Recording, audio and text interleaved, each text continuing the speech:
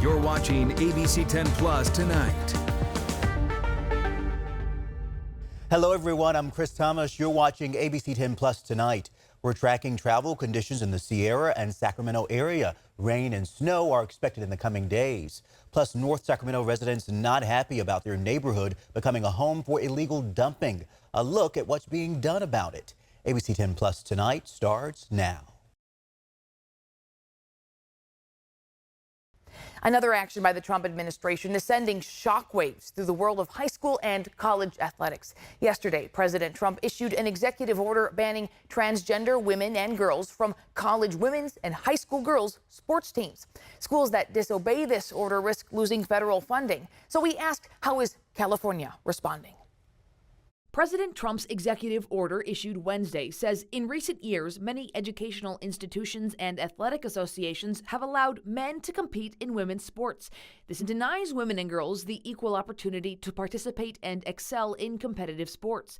By men, Trump is referring to transgender women and girls. Kids should have the right to play with their friends, regardless of the sex or the gender. Alexis Sanchez with the Sacramento LGBT Community Center says Trump's executive order is disappointing. It is seeking to erase transgender people. Citing Title IX of the Education Amendments Act of 1972, Trump is ordering enforcement actions be taken against schools that require female students to compete with or against or to appear unclothed before males, saying any K-12 school or college disobeying this risks losing federal funding. These trans sports bans are based in transphobia. Last month, according to The Athletic, National Collegiate Athletic Association President Charlie Baker said at a congressional hearing that of the more than 500,000 college athletes across the nation, fewer than 10 publicly identify as transgender. In a statement responding to Trump's executive order, Baker said, "We strongly believe that clear, consistent, and uniform eligibility standards would best serve today's student athletes. To that end, President Trump's order provides a clear national standard," adding the NCAA is reviewing the executive order and will take necessary steps to align NCAA policy in the coming days. The California Interscholastic Federation, CIF, which governs high school sports in the state,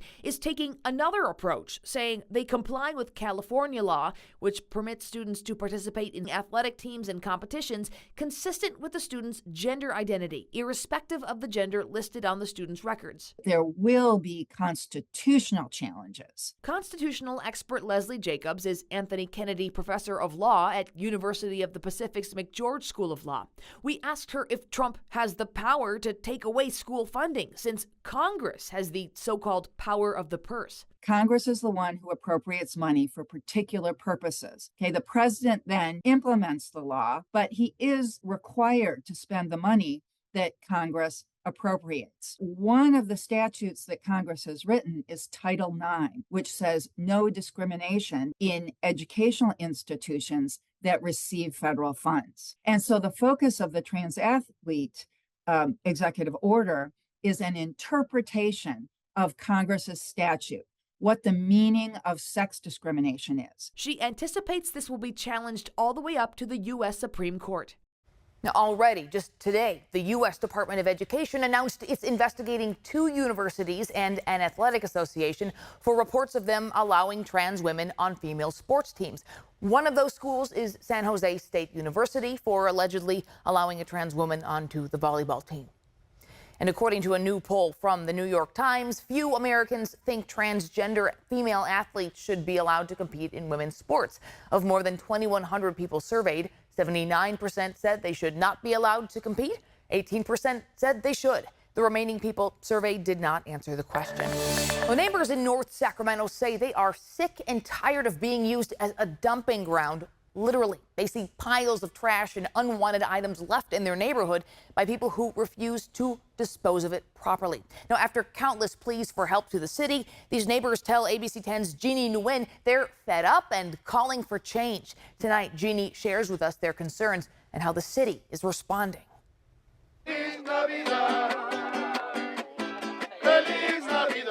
Ramona Landeros has called North Sacramento home since the 1970s.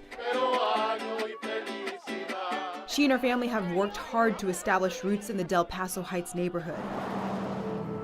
But seeing her home be a dumping ground is a difficult reality to face. They're dumping everything from refrigerators to furniture, anything that they don't want to pay for at the dump. We basically get it in our neighborhoods. Public records show 2 zip codes saw a majority of illegal dumping calls to 311 for nearly 2 years. There's little trash piles everywhere. The city received more than 3,100 inquiries in 95838 and more than 2,600 to the 95815 zip code. These are one of many down the street.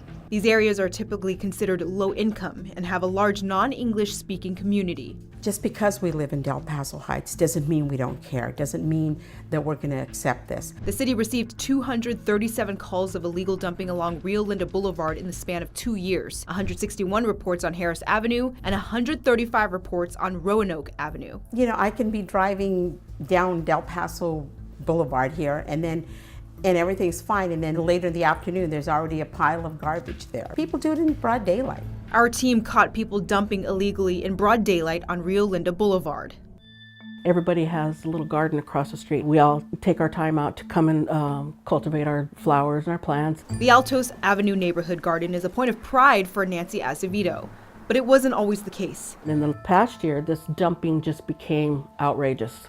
And it's just so disgusting. She and her neighbors have called 311 many times and brought their issues to city council meetings. Records show there were more than 100 calls to 311 about illegal dumping on Altos Avenue. Azevedo believes the city prioritizes certain neighborhoods over others. Well, our taxes aren't as high as, say, Land Park, so we don't get as much services. Well, that just doesn't seem right to us, so we've organized. Azevedo formed her own cleanup crew who also maintains this neighborhood garden. While the city reimburses for some cleanup efforts and acknowledged Azevedo with this certificate for taking initiative, she and other residents feel the city does not follow through on 311 calls and are calling for more accountability. It doesn't seem like the city cares because we don't feel that they're doing enough for our community. They've got to start doing something, whatever it takes. You know, they kind of depend on people to call it in, and people don't want to get involved because they're afraid of retaliation. Even though residents here in North Sacramento are fed up with all of the illegal dumping, city officials do say there are deterrents in place to try to curb the problem. We have cameras which are located around the city, and we'll kind of identify a hotspot and then put a camera there. The city's public works department says it relies on people reporting dumping issues to 311, and crews aim to address the problem within 3 days. People who do call those in can get up to $1,000. So $500 to $1,000 could be awarded to someone who gives us information leading to a citation or some kind of administrative penalty being given to an illegal dumper. But the city acknowledges there is a problem primarily in North Sacramento, the District 2 area, adding that the people doing the dumping usually live within the neighborhood. Kind of focusing our efforts there, focusing cameras there, focusing advertising so that people know to call into 311 and feel empowered to call about their own neighborhood. A longtime resident of District 2 himself, Councilmember Roger Dickinson says he understands the ongoing issues his neighborhood has experienced over the years. I've suggested the idea of even having the city assign a refuse truck that would just tour through neighborhoods that are victimized by illegal dumping and just be there to pick it up when it happens. He says he'll be working to make some long-term and effective changes and promises residents will see changes soon. It's about time, and now we see something for the better happening. And with a large Hispanic community in the area, Dickinson says he'll work on making resources available for Spanish speakers. All of this in hopes of taking back the neighborhood they love. We want them to be proud of the neighborhood they live in and feel like, hey, I like living in my neighborhood. We have some great community here, great neighbors, great neighborhoods, a lot of families that really do care about their homes. In North Sacramento, Jeannie Nguyen, ABC 10. The city currently has 5 code officers for city waste issues and is in the process of hiring one other. Again, the city urges residents to report illegal dumping to 311. Links on how to do that can be found on our website. That's abc10.com. Happening this week, some of Stockton's business leaders are in Nevada, touting the Chamber of Commerce's new app meant to curb retail theft. Yeah, we first told you about the app when it started in August, and so has it been making a difference? ABC 10's Gabriel Porras asked prosecutors and the app's creators for answers. It's been 5 months since Stockton took action against retail theft, and leaders of the business group that launched the START program say that shopping is becoming safer. You see those billboards, you see the marketing, there's eyes watching, there's people watching. And people reporting. One of the program's key elements is a free app allowing shoppers to send in photos and videos of retail thefts in progress. Store owners have their own dashboards to track their cases and evidence, and so does law enforcement. The community has really embraced it. We've got over 1,300 active users on the app right now, over 390 submissions so far. It's not just Chamber of Commerce officials hoping that the app is successful. County leaders are counting on it. They poured nearly $1.2 million into the program just months ago. We talked to a lot of the law enforcement agencies, and they're very thankful for this app. The more evidence, the more, especially video and photograph evidence that you can get, is better for their cases. During a meeting with Weberstown Mall business owners Thursday morning, Chief Deputy District Attorney Jeffrey Durman echoed that message. So we've got a lot of submissions right now. It does take the merchants to be a part of this as well. It's not just good enough that we have civilians taking the video. Chamber leaders say they are aware of that issue. Only 110 stores have signed up for the app. It's part of the reason Thursday morning's meeting was organized. Now we're just boots on the ground, going to all the different communities throughout San Joaquin County, going business to business and letting people know. But the theft tackling app may not be San Joaquin County's secret for long. The Western Association of Chamber Executives Conference is today. The START program won Outstanding New Program of the Year. We've presented to many chambers and municipalities throughout the state of California, and they're excited about it too. They want to see how this is working, what the data looks like, and then maybe see if they can bring something like this to their community in the future. In Stockton, Gabriel Porras, ABC 10. The DAs also spoke about California's new Prop 36. They're now prosecuting repeat offenders under the new law, and so far they filed at least 14 felony charges. In the Sierra, after a dry start to the year in January, this storm is a big change with heavy snow expected. ABC 10's Devin Truby has been up and down I-80 in the Sierra today, checking on travel conditions. Yeah, and she joins us live. Devin, you've been our eyes and ears on the ground all day, surveying the area. What's going on right now? I see some rain in your shot. Absolutely, Laura. We're seeing that steady, heavy rainfall, enough to cause some drips there on the hood. But just about 20 minutes ago, Caltrans lifted chain controls in this Sierra. As we take a look at I-80, you're seeing the westbound lane first and then the eastbound lanes farthest from us. This rain already starting to cause some standing water that you can see when the cars rush by. It's coming off the tires. But go ahead and take a look at conditions higher up as well. It's slow rolling on eastbound I-80. Chain controls have been in effect since the early morning commute, and trucks were held at State Line. Caltrans District 3 saying Thursday is some of the worst of the storm. High winds are definitely going to impact travel. That's why Karina Porras and her family didn't want to have to go too far up to make memories. It's not best for now. We have baby, we have 2 kids, and then our main thing is just to experience the snow, even just a little more. My uncle is from the Philippines and they haven't seen snow this is their first time. After a dry January, O'Connell with Caltrans saying it's definitely starting to feel more like winter. This is the 3rd storm to come through in the last week, and there's supposed to be more to come from what I'm hearing later next week. Caltrans says the road should be clear by Friday to head up the hill, but expect more traffic with everyone heading to resorts like Boreal. Right now is going to be some of the best conditions we've had for the entire season.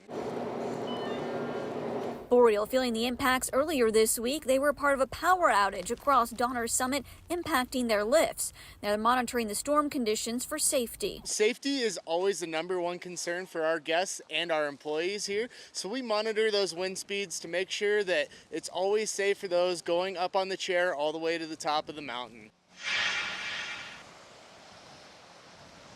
Now, ski resorts are expecting a big crowd on Saturday. They're not quite sure about turnout on Sunday because they are competing with the Super Bowl, but hoping everyone will travel safe this weekend. Reporting live in Colfax, Devin Truby, ABC 10. Well, it certainly sounds like a fun weekend ahead for a lot of families, but of course, please be safe on the roads. Devin, thank you.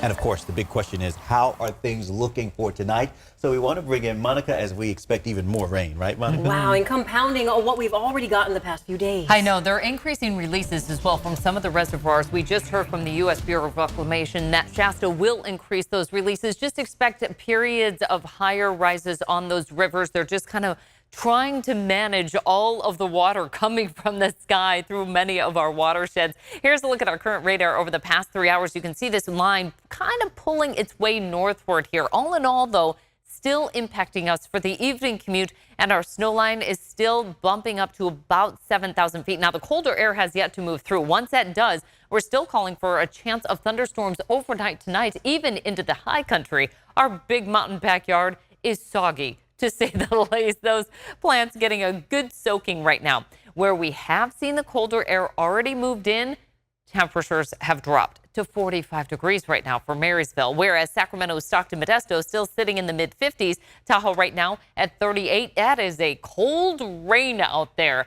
Light the beam forecast. Okay, we weren't able to do it last night. Let's hope we're able to pull that out for tonight. Playing against Portland, 54 degrees, lots of cloud cover, and a few sprinkles out there. Since midnight, we've got about a quarter of an inch to almost 7/10 of an inch of rain in the Central Valley, closer to about a quarter of an inch to almost half an inch for the foothills. And it's been a mixed bag at the Tahoe Basin.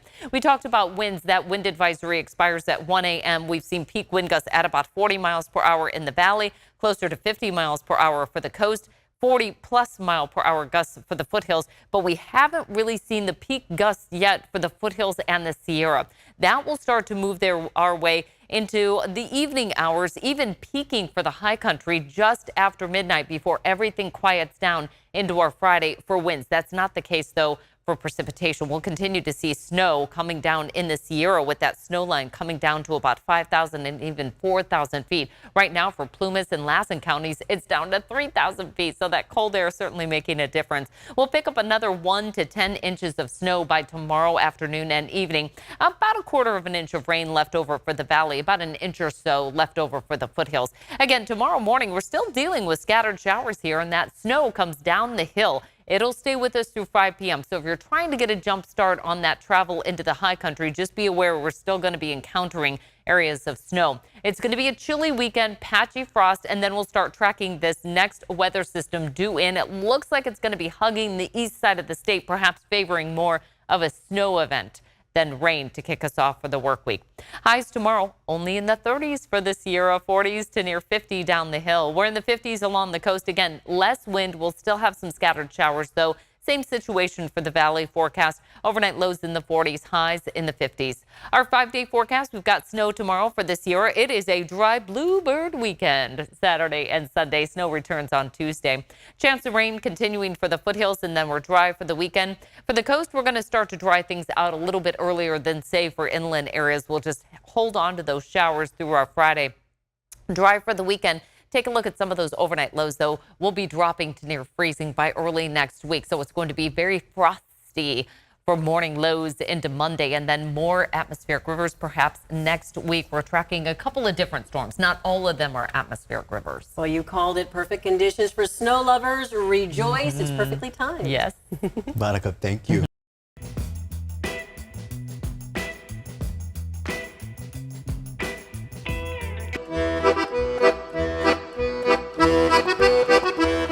If you follow your nose down Monterey's Old Fisherman's Wharf, it might lead you to the Old Fisherman's Grotto and inside Chef Juan Ponce's kitchen. Juan is preparing a delicacy that's been on the restaurant's menu for over 75 years. This is just fresh. They just got it this morning. This is abalone, one of the most expensive seafood dishes you can buy at any restaurant in town. So you eat this? Yeah, but I'm going to show you how we're going to eat it. I'm going to be honest, Juan. This doesn't look that appetizing at this point. Yeah, but you're going to see it in a couple minutes. Abalone meat is tough right out of the shell, but in 1902, a German chef living in Monterey discovered that if you tenderize it with a hammer, it tastes pretty good. It's a very labor-intensive thing.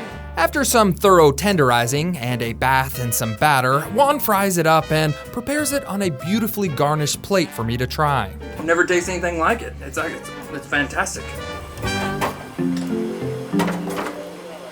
Juan may have blown my taste buds away with his cooking, but he couldn't have even prepared the dish had it not been for the abalone that was farmed just down the street from his kitchen.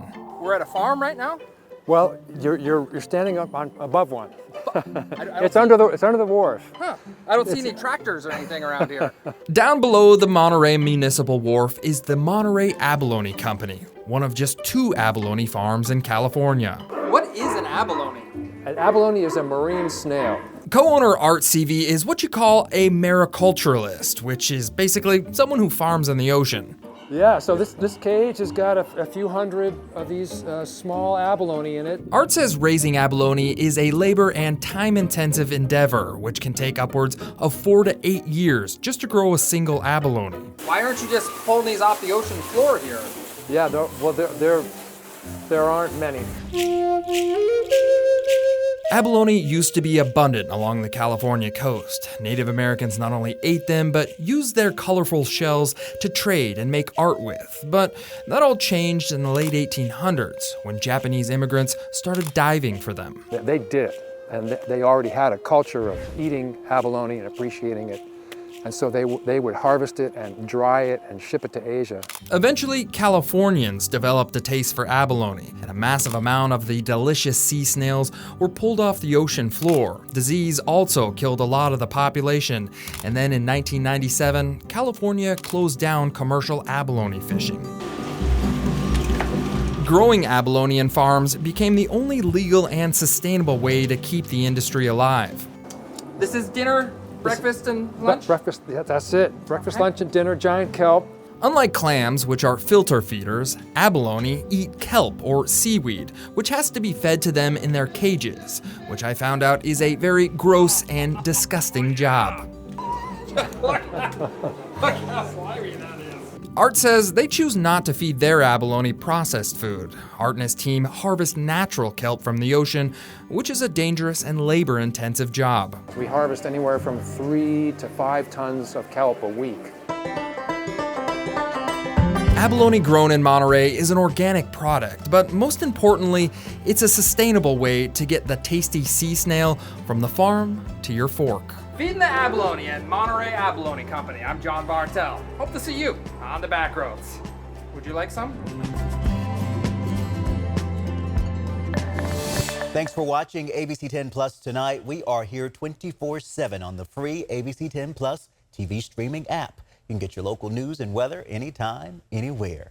I'm Chris Thomas. We'll see you next time. Trust isn't given, but earned. It's built every day by doing the hard work, putting in the hours, doing the research, holding the powerful accountable, and being there when you need us most. Working hard to earn your trust every day, every newscast, every story. Watch weeknights at 6 or stream live on ABC 10 Plus. Thanks for watching ABC 10 Plus. And now that you're here, why don't we take a look around and see what else is here? The very first tile on your left is always going to be streaming 24/7. You can find us adjacent to that, breaking news if it's there. And then right next to that, a replay of the most recent newscast. Whether it's ABC 10 Morning News at 5, 6, or beyond, it's going to be there. The forecast beyond that, and then right beyond that, the news that matters the most. Now that you know the basic tiles, let's go up to the top and take a deeper dive into news. We have every single newscast that you would need, including To the Point with Alex Bell, taking a deeper dive into the issues. Beyond that, ABC 10 Morning News at 5 and 6 and 11, the evening shows as well. Below that, you can watch the top stories from To the Point. Under that, Dollars and Cents, where you can learn how to navigate this challenging economy. And below that, you can watch our award-winning ABC 10 Special Investigations, where we hold the powerful accountable. Going into weather, look, it's the 10-day forecast, getting you ready for the weekend and beyond. Beyond that, sports. I know you care about the Sacramento Kings. We have the most comprehensive guide to anything, everything Kings in the locker room and on the court. We have it. Below that, I know you care about the San Francisco 49ers. We can't mention Bay Sports without talking about the Oakland A's. We have that too. Backing out again, come up to the top and join me on Verify. I'm super excited about this.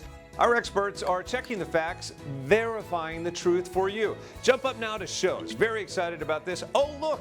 It's Take a Look. This is my show. I love movies, and if you love movies or streaming shows, whether it's on screens this big, or this big, it's Take a Look. Recently went behind the scenes, sat down with Lady Gaga and Joaquin Phoenix to talk about Joker 2. I love the movie, and oh, I just heard you shout you hate the movie. Jump in, we talk about it on this show. Other shows, Bartell's Backroads, go up and down the state of California, tank of gas getaways, one fuel cell getaway, like places like the Toy Museum. This is what kids did before they had screens. Over here, the Moaning Caverns of Calaveras County, one of the most coveted caves in all of California. You know, watching this show, I discovered there's a cave that could fit the entire Statue of Liberty in your own backyard. You'll find about that and more with Bartell's Backroads. Down below that, To the Point, it is one of my favorite newscasts because they talk about news with Alex Bell the way you talk about news. It's conversational, but in-depth at the same time. Below that, Your California Life. Love this show. Whether it's entertainment, food, beverage, lifestyle, it's there. Desiree Shepherd hosts and does an amazing job. So there you have it. It's ABC10 Plus, the app. What do you need? We heard you and we got it. Thanks for watching. Thanks for streaming.